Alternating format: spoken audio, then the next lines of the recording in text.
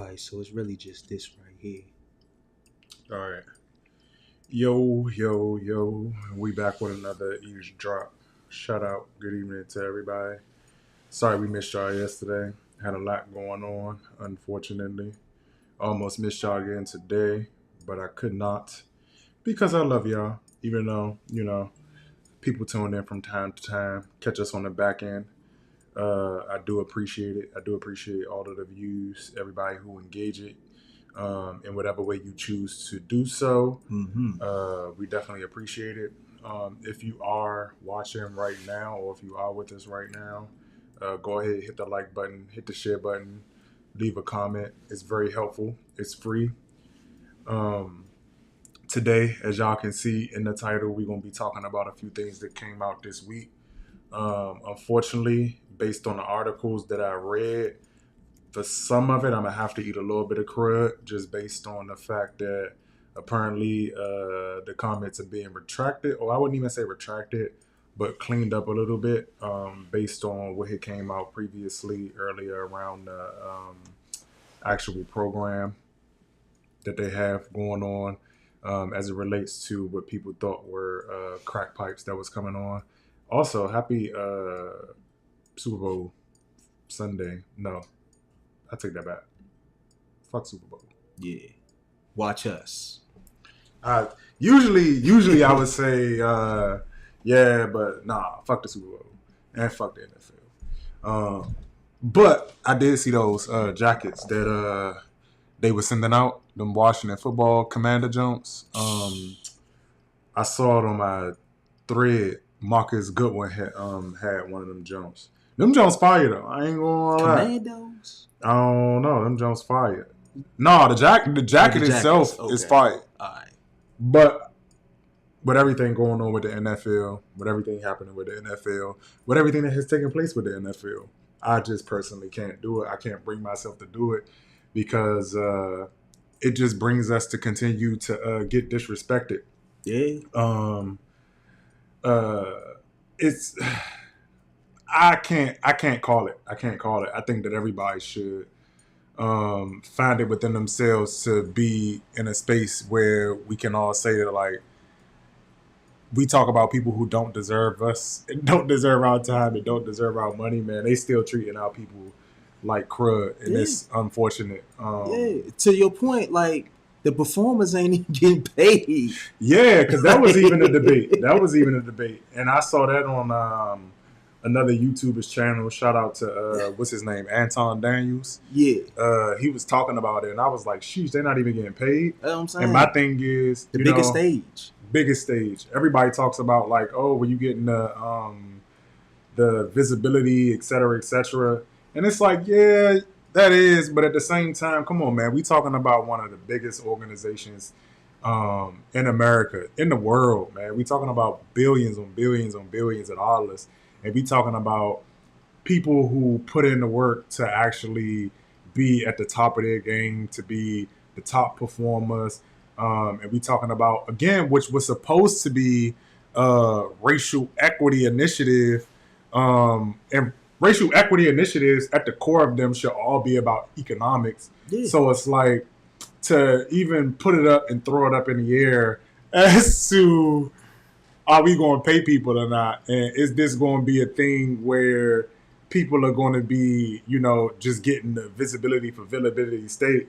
And my thing is ain't Jay-Z supposed to be the head of this or something? He is. So why he... you know what? That's y'all mans, though. That's y'all mans.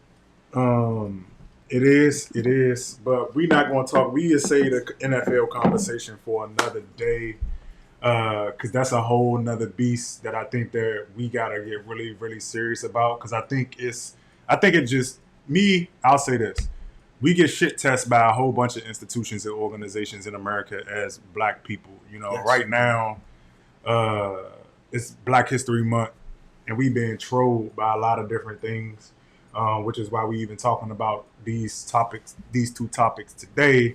But like I said, they have came out and said that, it was a slightly false statement, but we're going to talk about it anyway. because I still have a personal take on it. I don't think it's one of the better solutions. I still think it's, again, slightly trolly considering how the opioid crisis and other crises have been handled, as we'll get into today. But yeah, go ahead, hit the like button, hit the share button, leave a comment. And unfortunately, today I gotta make it quick. So I did reach out to Mr. Bachelor, who I offered to come up and talk because we had some exchanges on Twitter, and I want to give everybody the opportunity to make their case, make their positions, because that is fair, and I believe in dialogue, discourse, and personally, if he isn't and he not respond, if he don't respond, because I know Super Bowl Sunday. Oh yeah, he just read it. So what up? I'll wait for his answer. But I personally respect him no matter what is said. So yeah, exactly. So what I'll do is we talking right now. If you wanted to, so like maybe 6. So like, what time Super Bowl actually come on? I want to say 9, but let me double check. Let me double check.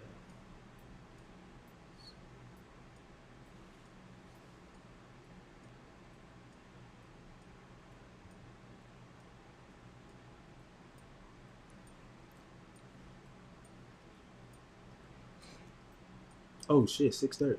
Oh, 6:30? Yeah. Sheesh. All right. So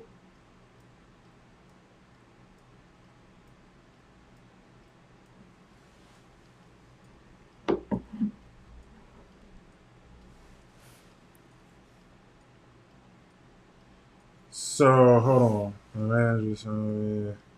It's Super Bowl Sunday.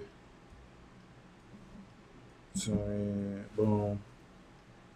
So what I'm gonna do is I'm going. So I'm just going to set up an interview for Marcus. What else did you want to drop before we go ahead and get started? Um, Nothing really. Just good to be on board. See everybody, keep the consistency going with the content. Um, as far as everything that's been going on, you know, I just want people to be aware, man, because there's a lot going on. It's a lot going on. Like I've been following personally the Canadian border with the protesters, the truckers. Mm-hmm. And I was looking at that shit. I was like, man, this shit remind me of what they was going through with the Yellow Coast in Britain and Europe. You know what I'm saying? The worker strikes and all of that stuff. It's just eerily similar. All right. So I told him we can do a interview if he can't hop on. But I'm gonna just go ahead for the sake of everybody's time because y'all might leave us in between.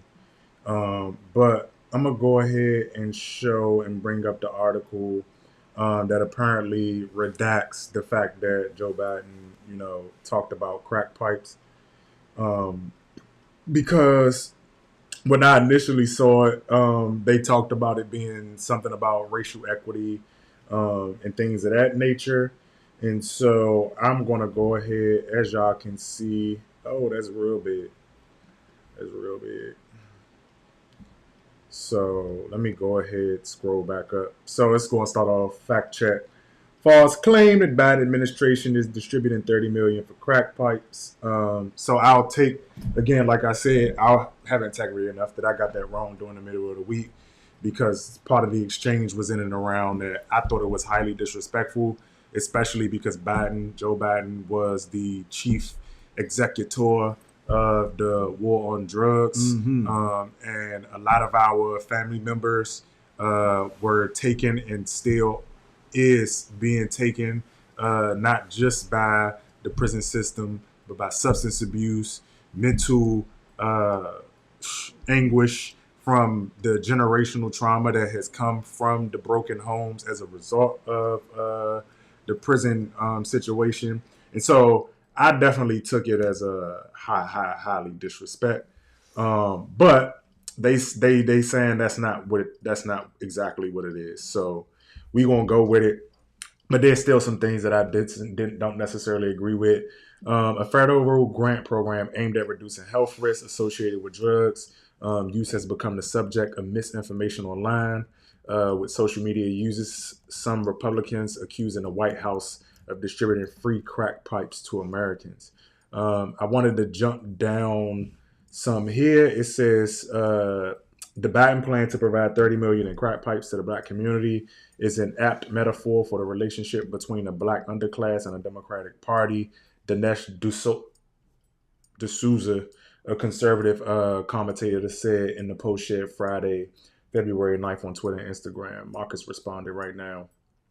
Um, the post refers to a program that would distribute 30 million in funds to community-based harm reduction programs, part of an effort from the Biden administration to address a massive surge in overdose deaths during the COVID-19 pandemic by providing health services for active drugs users. Hold on, let me see. By active drug users. Um, by providing health services after drug users, HIV transmission, and other negative health outcomes, according to substance abuse and mental health services. While some of the money from the Biden administration's grant program is tabbed, let me copy this. It's tabbed for safe smoking kits. Officials say distributing or funding crack pipes aren't a part of the program. Both the White House and the Department of Health Human Services said that crack pipes were never part of the plan. Let me go ahead and send this over to him if you want to hop on.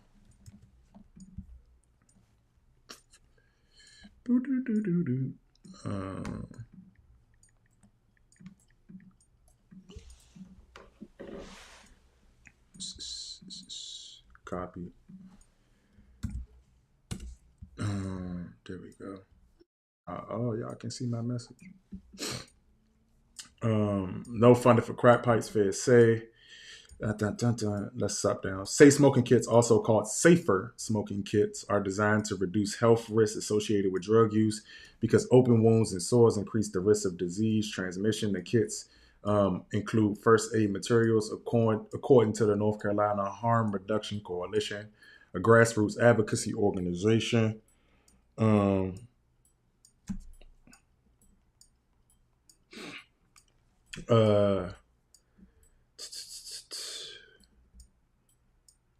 grassroots advocacy organization. They also sometimes include glass pipe stems and mouthpieces to prevent health issues associated with the makeshift smoking devices.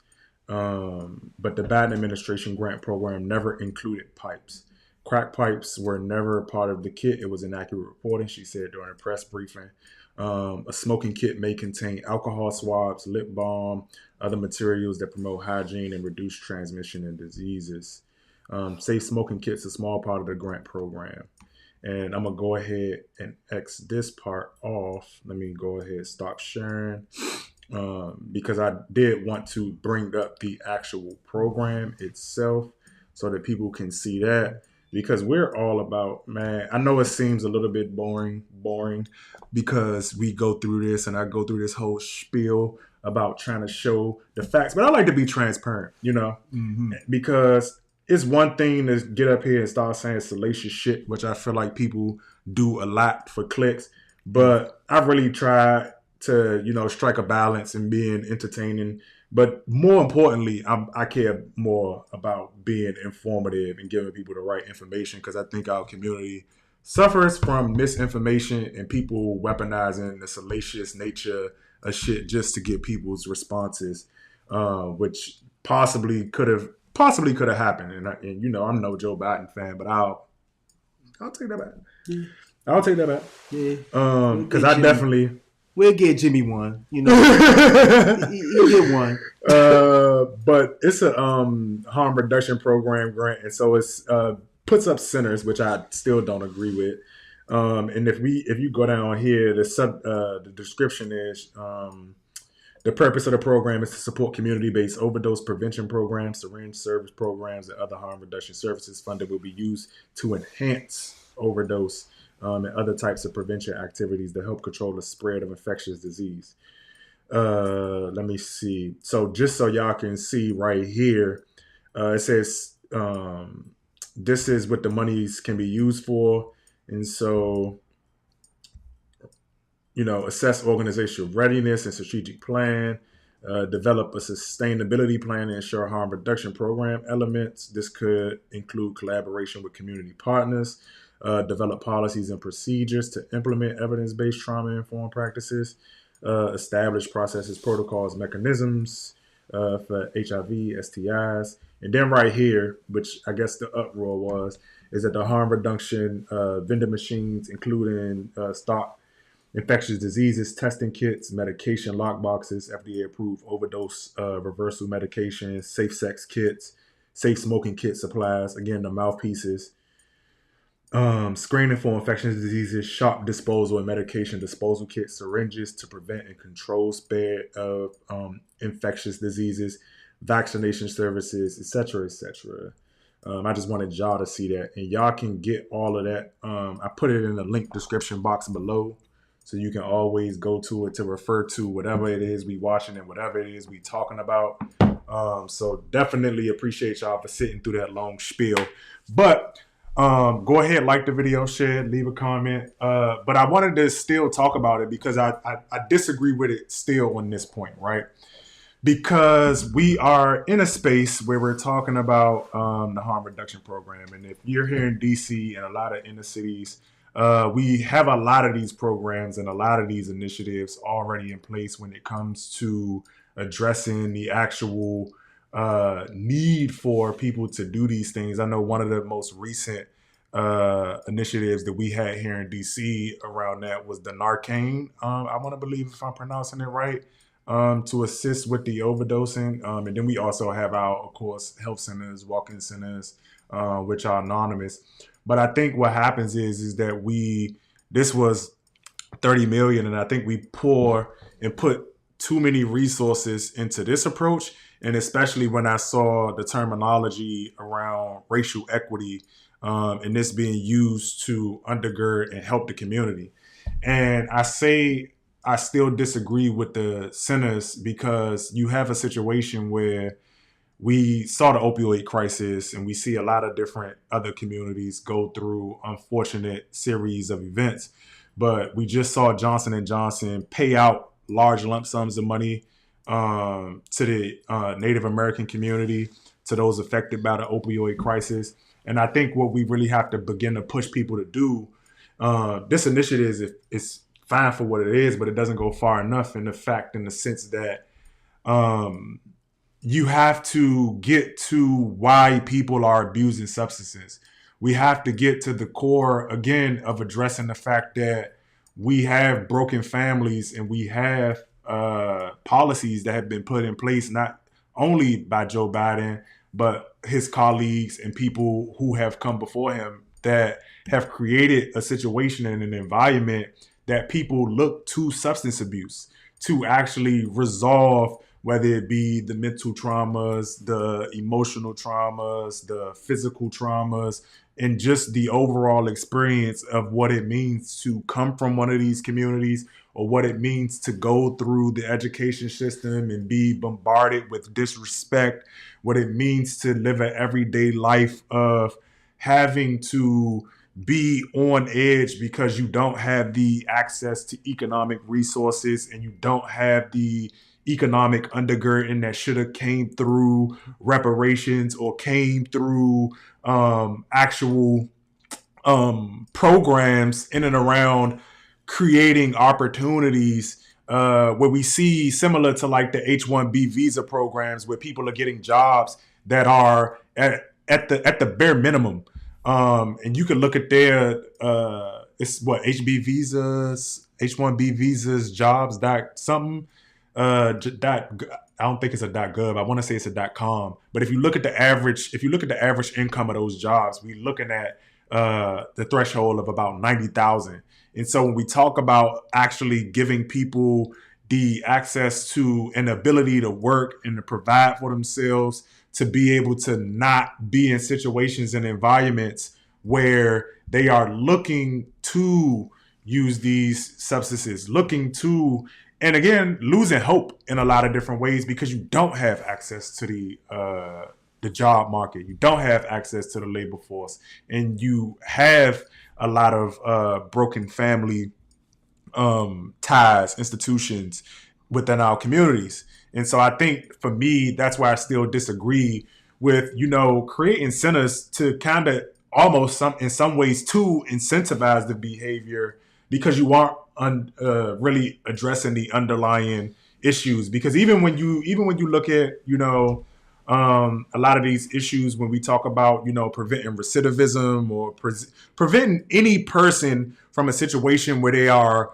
relapsing, it becomes very hard. It becomes a struggle when you put a person in a situation in an environment that creates and has the same variables that were there when you left, and when you come back, those variables may look a little bit different, but those variables still have not been addressed as it relates to the overall community. Mm-hmm. And I'm not saying that because a lot of people will say, well, Devon, all black people aren't like that. And that's not what I'm saying.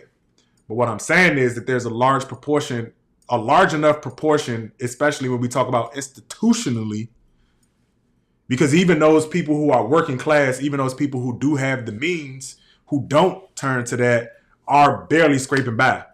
And they may be one incident, 1 month of missed rent, one extra pandemic, one extra shutdown from substance abuse.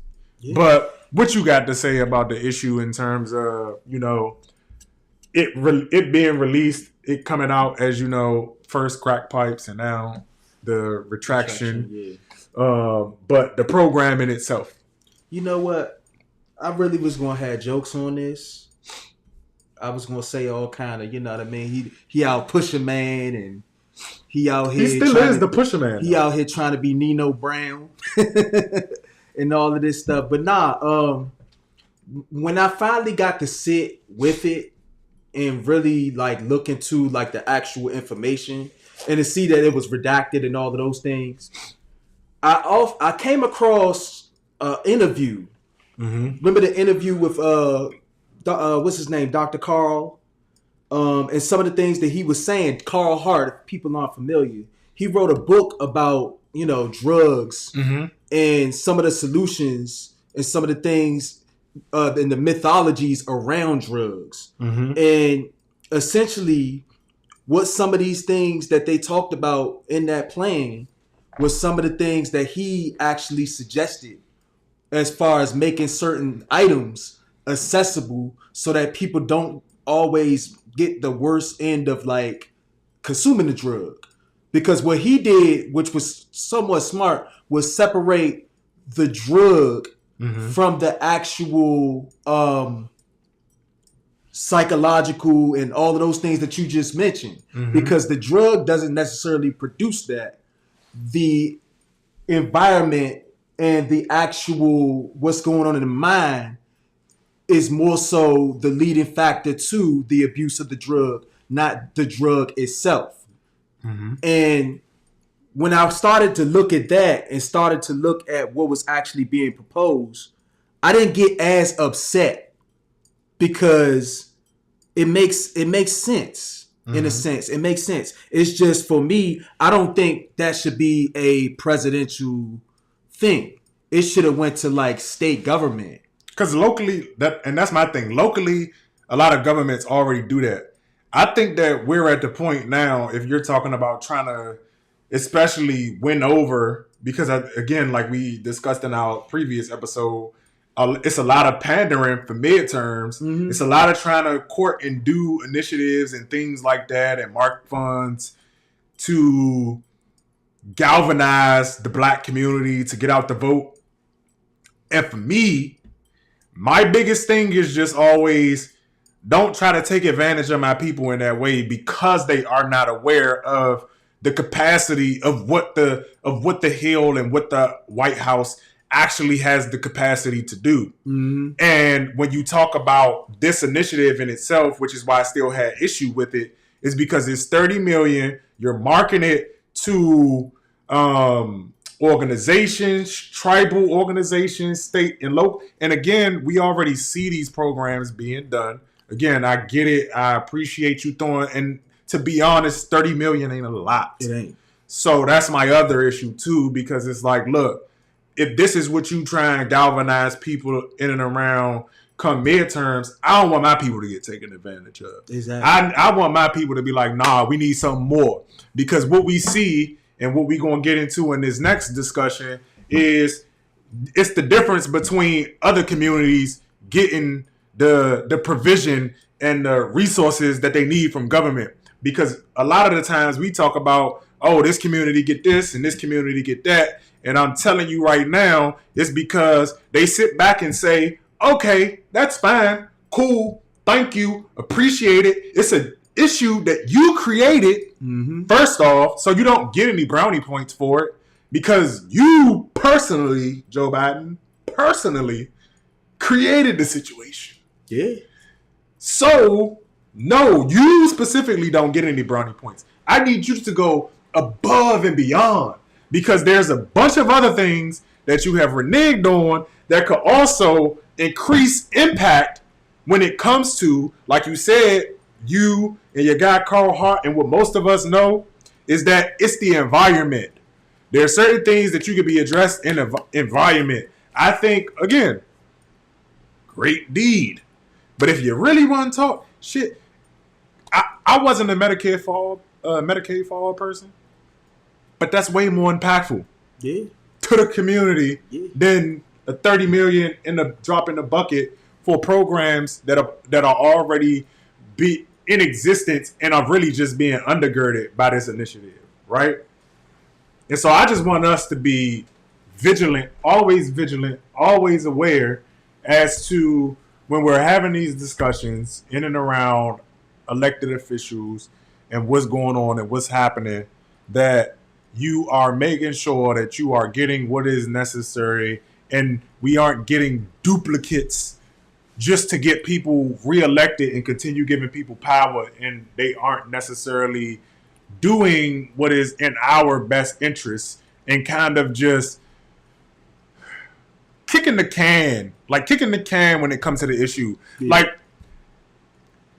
we're not really going solve for it because the rhetoric is like, well, we can't eradicate it all, which is somewhat true, but it's disingenuous in the sense that you all recouped millions for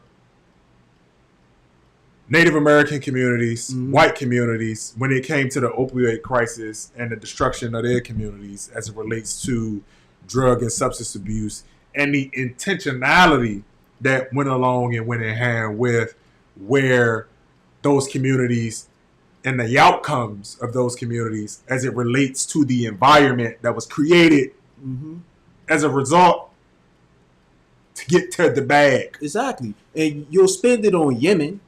You'll spend it on Ukraine. Like, for whatever. We'll spend it wherever in the world. So it's like, if you have this willingness to spend on every place in the world that don't really have no impact, I'm not going to say it don't have no impact, but the monies is there. It always got impact, but the impact ain't really good. That's what I'm saying. Because there's people from, I want to say, no, like I say I only know like two people. You look Yemen, but they don't support America's. That's what I'm saying. And you look at some of these bills and just the randomest countries that they send aid to. Every bill sending aid to every country, and damn it, it's people that live down the street from 1600 Pennsylvania. Yeah, that live on the same avenue and they got $1. We hollering. And this is, again, this next article that I'm about to bring up, this is just basically further the argument that I'm trying to make in terms about, actually getting things that are of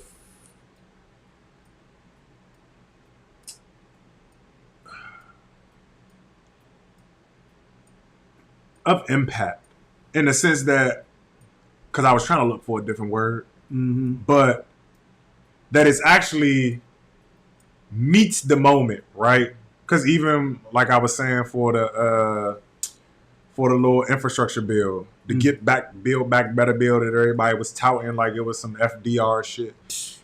It don't. I said, yeah, it's good in the sense that it addresses a lot of issues, but we're not talking about that would have been transformative if it would have been done in 1990 or 1985 or hell even the top of the 2000s.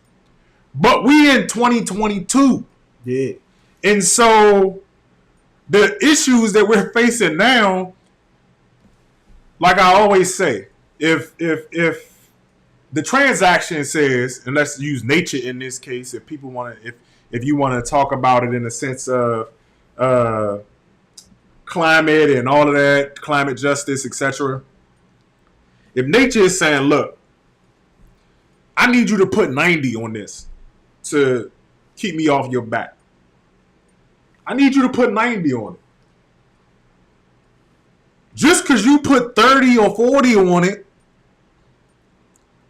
nature's still like, nigga, you owe. Yeah. And look, if you don't give me this other $50, cuz we about to make it rain. And when I say we gonna make it rain for 30 days and 30 nights. You can't stop the rain. But no, in all seriousness, it's like the policy has to meet the moment. Yes. The policy has to meet the actual issue, the severity of the issue. And that's what I'm saying. A policy can be a good thing. The intention can be good. But if you only put 30 bang bangs on that $90 bill, your phone's still getting cut off. Yeah. Especially if them people tired of extending you. The outcome's still the same. That's all I'm saying. So when we going into these conversations and we going into these discussions, I just want us to be mindful of those things. I just want us to understand those things because a lot of people push back on me and say, well, Devon, we going to get there, slow. And look, I get it, but I hate that argument.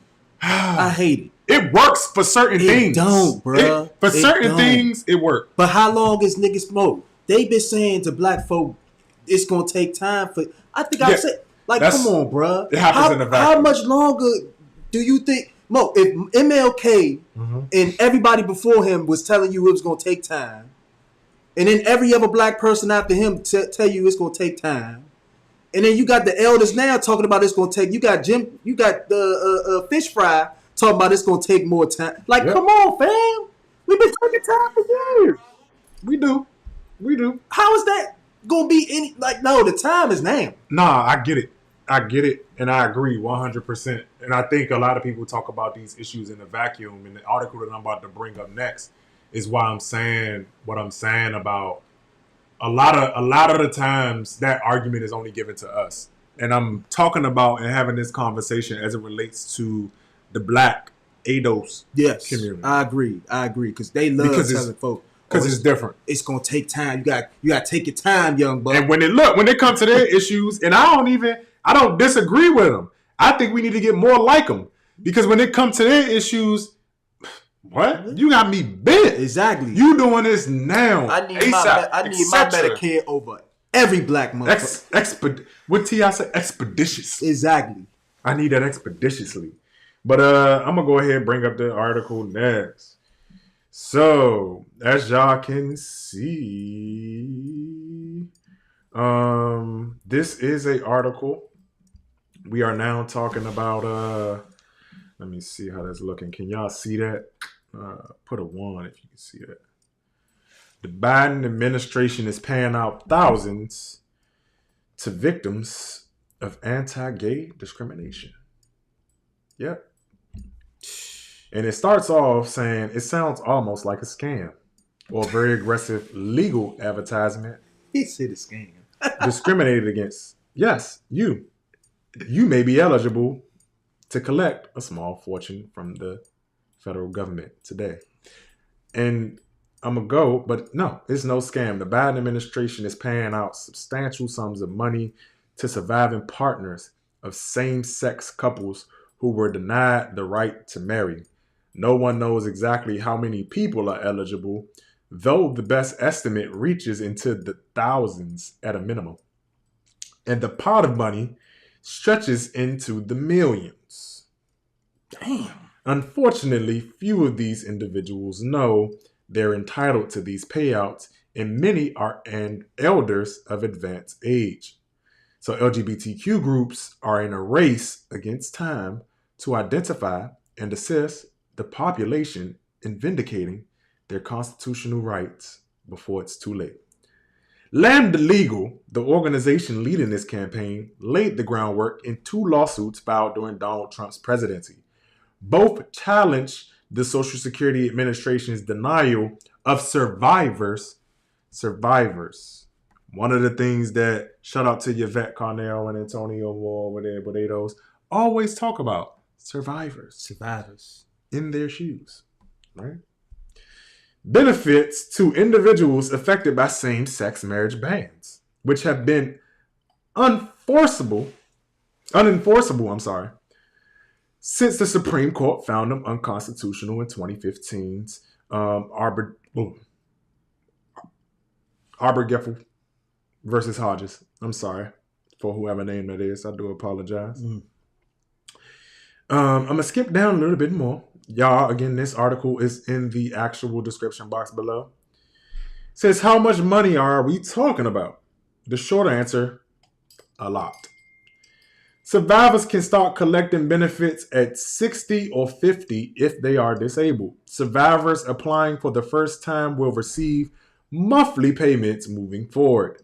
The number varies based on the deceased partner's earnings and gets higher when the recipient has reached full retirement age. As of August, it averaged about $1,250 a month. If a survivor applied previously and was denied, they will be paid a lump sum up front, providing retroactive benefits going back to the date of their application in addition to monthly checks. Recently, thanks to the settlement between Lambda and Biden, he received a $90,000 retroactive payment, as well as an $1,800 monthly check. And this is a Mr. Anthony Gonzalez and Mark Johnson, who lived in New Mexico for 16 years. Some survivors might assume they aren't eligible because they never actually got married. But the Social Security Administration has trained its staff to gauge whether a survivor would have been married for the unconstitutional marriage ban. Among other factors, they looked at whether the couple was in a committed relationship, lived together or owned property together, supported each other financially, raised children together, or held a commitment ceremony. No single factor determines the outcome. Let's jump down a little bit. When the Supreme Court brought marriage equality to all 50 states, it did not end the battle for same-sex marriage couples equality under the law. Both the Obama and Trump administrations tried to deny citizenship to certain children born abroad to gay American citizens. Wow. Not very much though. Woo. Team Purple. In 2020, Indiana's Republican Attorney General asked the Supreme Court to let states strip rights from same-sex parents, rendering them legal strangers to their own children. Now I'm going to go ahead and remove that. And I want to make a point and make a statement and a disclaimer before I get into what I'm about to say. First off, hit the like button, hit the share button. If you're still with us, we appreciate you for coming and watching us before you go into your Super Bowl evening. But again, fuck the NFL because they are disrespectful to our people. Yes. And continue to do so. But I want everybody to know, if you are gay and this applies to you, go get the funds, even though I disagree with it happening before reparations for ADOS and black people. It has happened, and you are duly just to these benefits. I think it is something that should have happened. I just don't think it is something that should have just happened before reparations for ADOS. That is all. This is not me saying that I am anti-LGBTQ. I have nothing against you. This is not me saying that I don't think you should get it. This is not what I'm saying, because I know.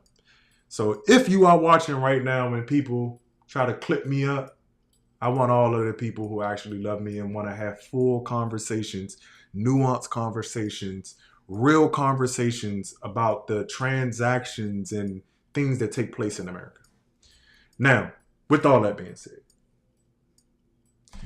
we had a conversation about Joe Biden giving us $30 million for racial equity to create programs that undergirded training, safe smoking kits, trauma,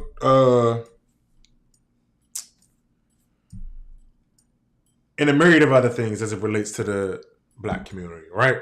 Yeah. Well, affected community, because the black community isn't the only community who does drugs, but the way that the narrative was given as it relates to through media, it was something that, again, what I saw that was trying to galvanize my community to get out the vote. With that being said, it is, and this is why I said it is trolling. We are in Black History Month. Mm-hmm. And we're talking about the LGBTQ community getting reparations when ADOS reparations, black people, specifically African Americans, the American Negro, whatever, however you want to come into it. Mm-hmm. When we are requesting reparations, every other community has said that that cannot be done. Yet, one more time, we have seen America find a way to distribute funds in cash payments. Now, the best way that you help people with a trauma that was committed and sanctioned by American government, along with the companies that reside within the state in itself, and forced its citizens, gay, white, Asian, Latino, etc., to undermine, isolate, lock out, abuse Negroes. But we get 30 million. Again, even though crack pipes, we just get 30 million. We get HR 40. The thought of thinking about reparations.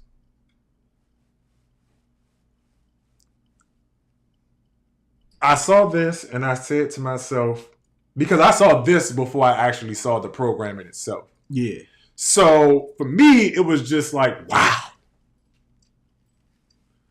And I saw Charles Blow make a comment, because I believe he is of the black LGBT community, because I think in that discussion, which I probably am not a part of that discussion, but I think the black LGBT community has to have a very, very honest conversation with the other LGBT communities, because for this very reason, how is it that the LGBT community at large has not advocated specifically and used its weight and clout for its black LGBTQ brethren to get reparations specifically for black families, not just women with babies, not just black women, black families, because it wasn't just black women who suffered this.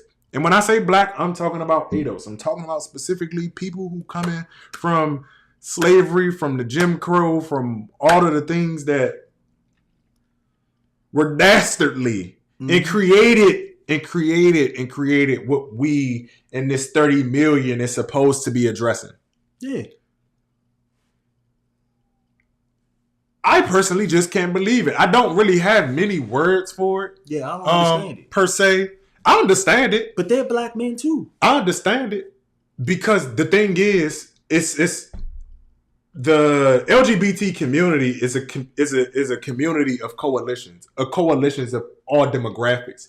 Because you can be LGBTQ and be Asian, white, black, whatever, right? Mm-hmm. And so what happens is within that conversation, but nobody really likes to have it because it's a touchy one, because everybody tries to cast somebody out as being anti-LGBTQ, is like, no, they weaponize the social and political capital that comes from having all of these other groups, but largely because of the ever-present anti-blackness that is in these other communities, whether it be the Latino community, the white community, the Asian community, the Native American community. Nobody ever discusses how they then get this, undergird it, and then continue to move forward. Like even in the student loan conversation, nobody's having a discussion around the fact that yes, we all have student loans, but white people have student loans in a very different way than the black community at large. And when we talk about the black community at large, it's only about 12% of the population of us who actually go to college. Yeah. Right?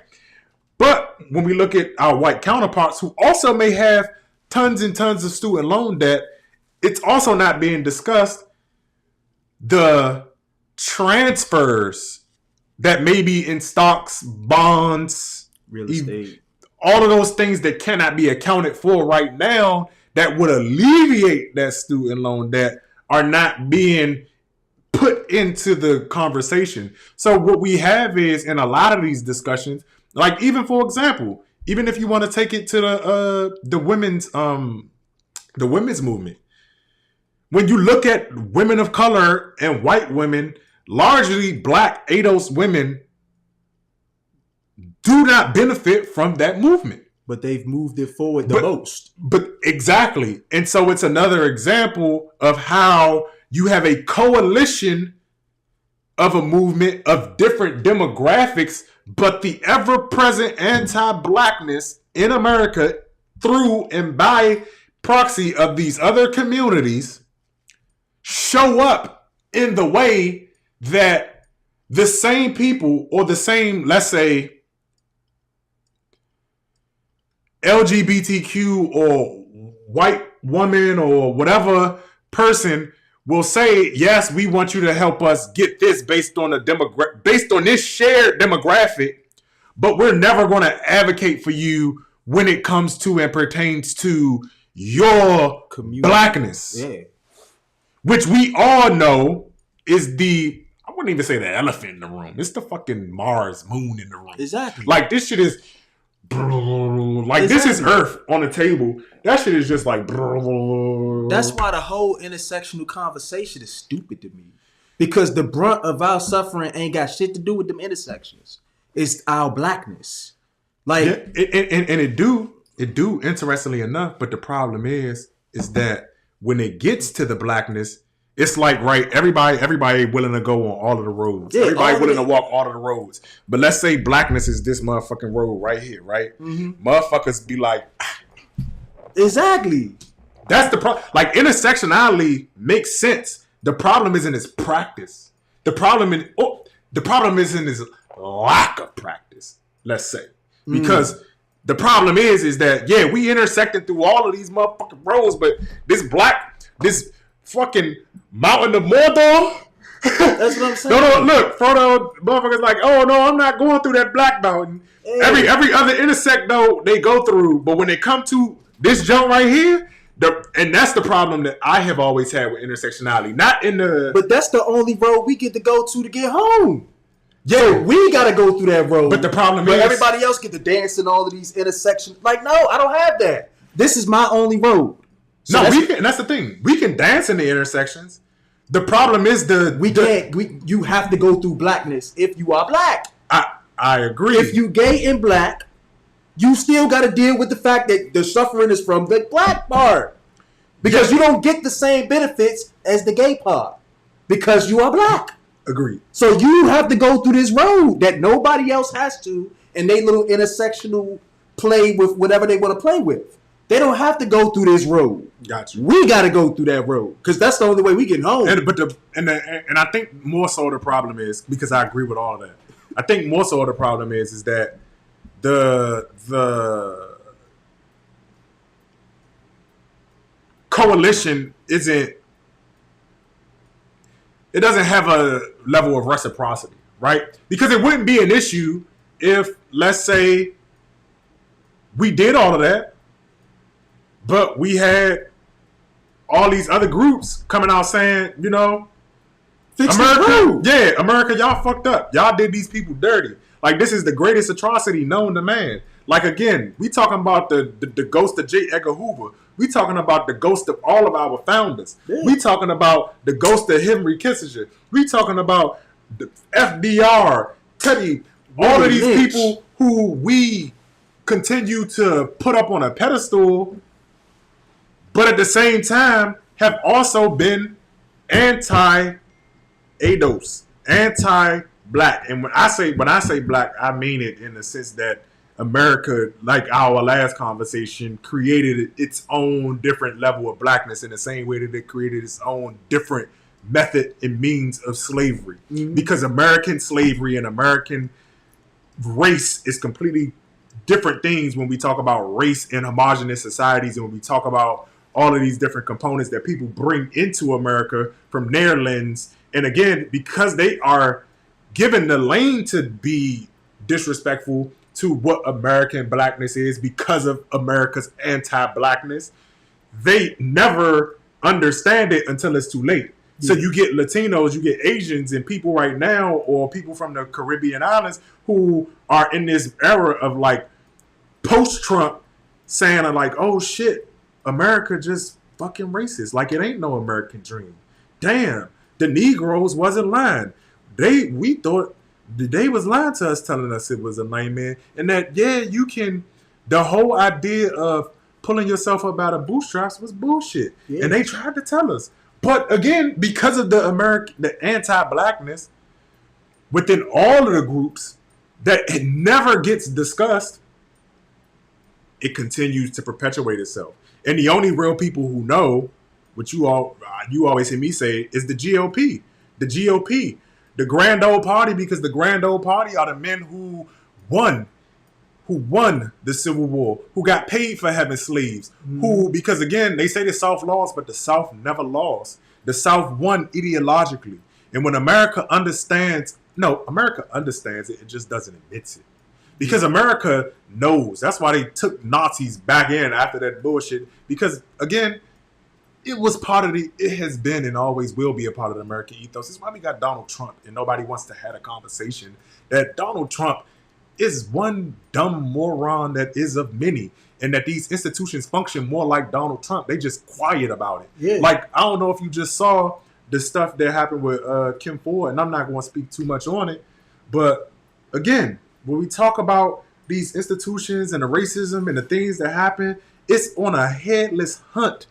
It is on a downward spiral, and we don't talk about it. We don't have conversations about it because we all understand that talking about it comes with a consequence. And so a lot of us move in fear.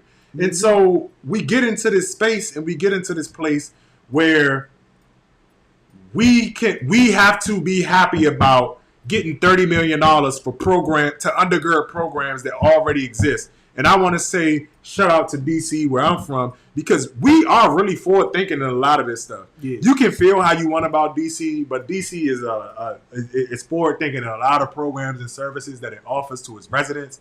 And so when I see something like this, I'm like, $30 million to undergird what a lot of people are already doing?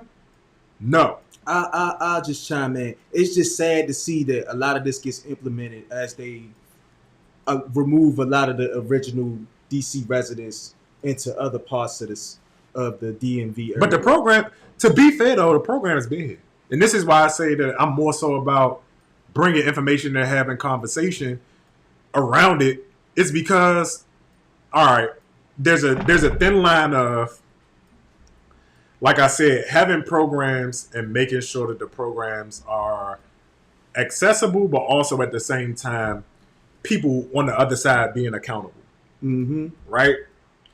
And so I can't speak for a lot of other places, but I can surely speak for DC. That, and I'll say maybe, because I won't speak for the last, let's say, 3-4 years, right? Because DC is going through a huge demographic shift. But prior to that, you could make it in DC.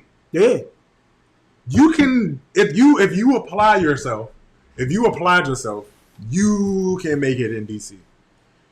So much so now, with the cost of like housing rising and all of that stuff. Again, that's why I said I maybe won't speak to the last 4, 5, 6 years. But prior to that, DC was a place that allowed that. But again, when we talk about a lot of this anti-black stuff, and when we talk about, them trying to pander through dropping 30 million and calling it and trying to use the narrative around, racial equity, when again you had the opioid crisis being addressed with Johnson and Johnson and the actual companies being gone after, hounded by the state in class action, undergirded by class action suits to extract the resources for damages. These other communities don't do that, and it's sad and unfortunate. But yeah. So again, if you follow me on Twitter at the Black Anglo-Saxon, I had to eat my crud today because I said I was going to talk a lot of shit about Joe Biden, which still get critiqued, but I thought it was going to be more shit. But I was wrong because it wasn't crack pipes. Again, like I said, even though I still disagree with the centers or the approach as it relates to solving the issue. I think that these two articles on itself just speaks to the sense that, or the sentiment that I had about, we have to start demanding more. And when I say demanding more, I'm not just talking about, talking shit to people, because that's, you can talk shit. That's fine. That's cool. Whatever. But it has to be more than that. And we have to get to a point where we understand that we can't just keep saying like, oh, well, yeah, it's good. Like, oh, yeah, well, I mean, if that's all we can get. And like, oh, yeah, because other communities ain't fucking doing that. Yeah, they ain't playing. Other communities, even then again, when people had a conversation in the city here, I tell them straight up. People be like, well, this side of the city gets this and this side of the city gets that and da-da-da-da. We don't get nothing.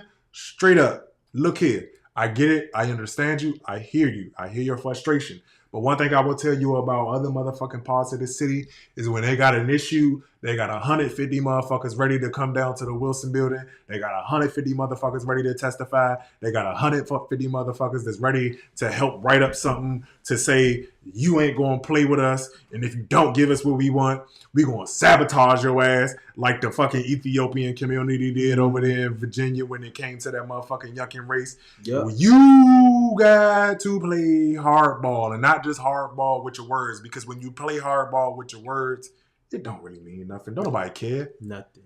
Don't nobody care. Nothing. And so that's why I always tell people too, I try to be engaged. So when people be like, why do you still engage with the Democratic Party and all of this if you think it's bullshit? Because you got to. It's part of being an adult.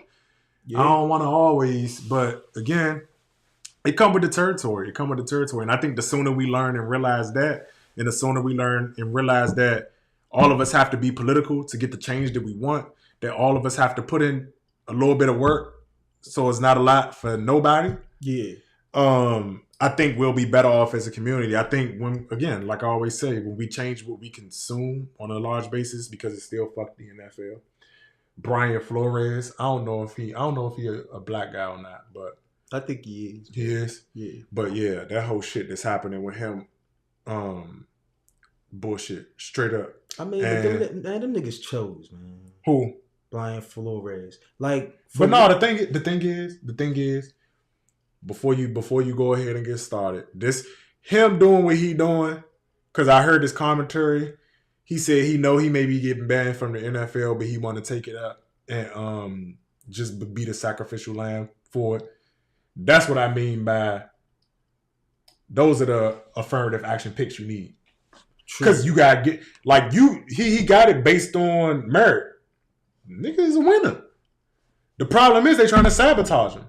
But instead of taking the money and instead of bowing down, he like, nah, fuck it. I'm gonna fight y'all. And I know y'all probably gonna win. And I know y'all probably gonna beat me, but fuck it, I'm gonna fight y'all. And what I'm saying is, if we want change as a community, and we want to see different outcomes, and we want to see these motherfucking institutions respect us, and we want to see motherfuckers put pen to paper to give us what we need and what we want, we gotta stand behind motherfuckers like that. We do. Because again, somebody asked me the other day, I was like, yeah, I fucking love football. I like football. I play football. I play collegiate football. But at the same time, it's a principle thing. People may say, you childish for it, whatever. Fuck. But I think that, look, until people start standing up for motherfuckers like that and people who willing to fall and die on the sword, you ain't going to have nobody to fall and die on the sword. Because, okay, he take that stand. We done seen all of the black people who do take stands. They fall on that motherfucker and we go back to doing whatever we doing. You can't cry about niggas selling out. Yeah. I'm just saying. Yeah, like I told you last time, bro. Right. Can you really care about people? Can you really cry about people selling out if y'all creating an environment where a motherfucker falling on the sword? Like I said, to think about the Kim Ford situation. Like, bro, you gotta rock with niggas who rocking with you. True. Cause guess what? You see what happened with Joe Rogan. His community stood behind him. Yeah. Fuck you. And I told people that. I said straight up, which is why I said what I said. I said, I do have issue with it, but at the very same time, we don't have the institutional power, clout, and consistency to hold anybody accountable. And I'm telling y'all, this is a wild goose chase because of the simple fact that them people rock with that shit. Exactly. When you hear people say stuff out in the open like that time and time again, it's because they comfortable with saying it. Certain people just don't. People, like I said on the last show, bro, I cannot wait until people understand that the most racist motherfuckers will never say the word nigga. Exactly. Never. Exactly. And to your point, they monetize black outrage. That's why I don't fucking get upset about shit. That nigga got offered an extra $100 million. That's what I'm saying. they do shit to intentionally get black people upset because they know that we engage and move all of these platforms to make the extra coin off it. Why you think Black History Month be so disrespectful? Because they making the money off of us crying on Twitter, crying on Facebook, crying on this, crying on that. And it's like, we don't even value our own outrage. And we not saying that they right. Because I hear people, well, you let them get a pass. No, it's not about getting a pass or not getting a pass. We not saying we giving them a pass. We just saying you got to be more effective at how you get and build to the point where you can actually starve a motherfucker out. Exactly. Like to the point where it's like, you know what? Like I said, send that nigga on the education circuit, make you bow, and until you bow, nigga, you ain't gonna eat no more. Fuck. Yeah. It used to be where people would do things like that and you had to sit with Tavis Smiley or somebody and have like a back and forth. We ain't never have. We gotta get the anti-defamation level. Well, yeah. We gotta get to that level. I mean, but I'm just saying, like, slap. I'm just saying, like, that used to be but again, they monetize our outrage, bruh. So it's like, I'm not giving that shit to y'all. Even if I do feel it. I don't want to feed into no outrage marketing. Yeah, put it into something else. No. Put it into again, like I said. They licking y'all tears up and selling that shit and making the money off of y'all outrage. I tell people all the time, what drives me to go like 100 miles per hour and take on like certain roles and do certain shit is, a lot of people don't know it, but people say it's toxic. It's like, nah, nigga, I move I have my happy days. I'm not always mad. Usually I'm not mad, but there's a certain level.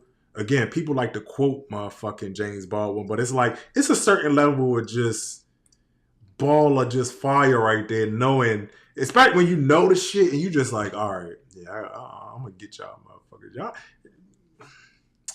I saw you. It's okay. I'm not. I'm not going. Cause you ever been in a relationship and a motherfucker like they start just doing shit. Like say you catch them motherfucking cheating and then they start kirking out because they just want to get a reaction. Like any reaction. Like bitch, just tell me you hate me. I just want to. I just need the energy. That's how this machine is, and it's like I just want the energy, whether it's good or bad energy. I just want the energy because I can weaponize and monetize the actual traction. But I'm gonna go ahead. We're gonna go ahead, head out on this good Sunday because it's getting late, and I still gotta read these motherfucking proposals. Yeah, I still got a little bit of work to do too. But we appreciate y'all, man. Hit the like button, hit the share button. I'm gonna hop off. I'm gonna engage the comments a little bit after because I know I can't really see them on this platform that I'm on. I gotta figure out how to make that shit work. Be using some new stuff. But I definitely appreciate everybody for coming out, for coming, tuning in, watching, engaging. I appreciate it. Again, share it. It's free. These are the type of things that I try to do to have certain conversations that I think are necessary. Again, you don't always gotta agree, but let's be respectful. I ain't never gonna disrespect nobody. But with all that being said, I am going to disrespect the NFL. Before we get out, fuck the NFL. Thank you.